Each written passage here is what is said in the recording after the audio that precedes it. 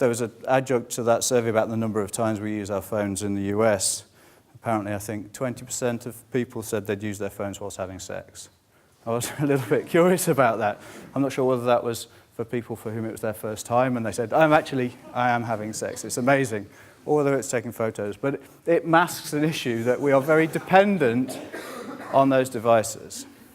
And that dependence crosses that boundary between personal and professional life. And we are increasingly location independent. Whenever you board a plane, as I do frequently, I'm sure a lot of you do, the last thing that everybody does before they get on their plane is check their phones furiously at the gate. And most of those conversations and text messages, as you listen to people, they're saying, I'm just about to get on the plane, I'm boarding now, I'll give you a ring when I land. And then when they land, the first thing they do, well, everybody stands up immediately and tries to rush to one single small door on a plane of a couple of hundred people, which is always quite annoying. But they rush towards the door after getting their bags and they elbow everything out of the way. At the same time, they're texting to say, I've just landed, I'll give you a ring when I'm through security. And then they do that all the way through security and then after the gate. I'm not sure what value that whole conversation adds. But it describes to us exactly how location independent we've become.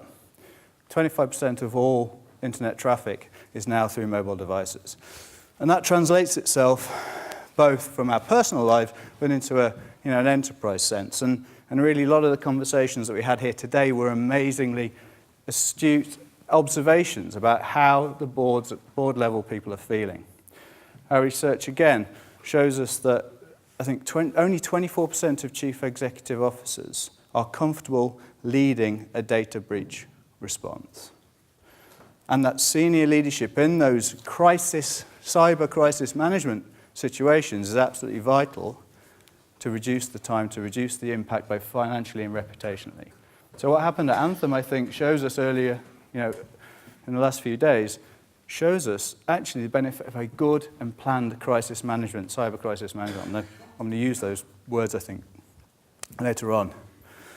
But also, the cost and the impact to businesses goes up.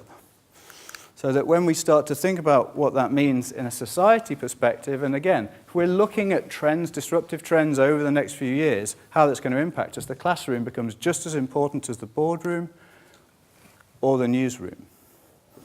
And quite horribly, a third of our children have been the subject of cyberbullying online. 1 in 5 children have had explicit photos of them posted online. It's becoming one of the most worrying trends within information and cybersecurity, I think, outside of the workplace. And it will start to enter the workplace. And that's why it means so much to us personally now. Facebook or WhatsApp might set age limits of 16 and 13 for people to engage in it. But 60% of our children have engaged in online social media by the time they're 10 years old. This isn't a trend that's going to go away, and it's something we need to think about and something we need to help alongside our corporate responsibilities. And it's not just in the classroom and the enterprise and in our personal lives, but it's in, increasingly, as we've seen, ungoverned, less stable, politically motivated parts of the world. And if we take what happened in Hong Kong last year as a great example of the continuing use of technology and communication that's hyper-connected in the world we see to try and change the democratic process of law or to institute democratic process.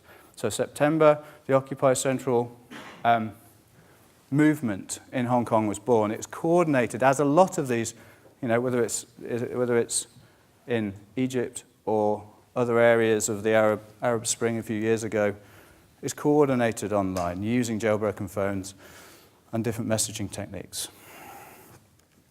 Within 2 days of people taking to the streets in civil disobedience, we saw Chinese-authored malware targeting through a socially engineered method on WhatsApp, coordination techniques to download software to iOS devices that were jailbroken. And that malware was then designed to take off all of the information that was on those iOS devices, those Apple devices. So within 2 days of a somewhat disruptive and amazing social disobedience, political activist situation, somebody in a certain language had engineered and targeted those devices in particular. Now that tells me that whilst the mobility and the technology can be a huge force for good, it also carries that balance, and it's something we need to think about and address.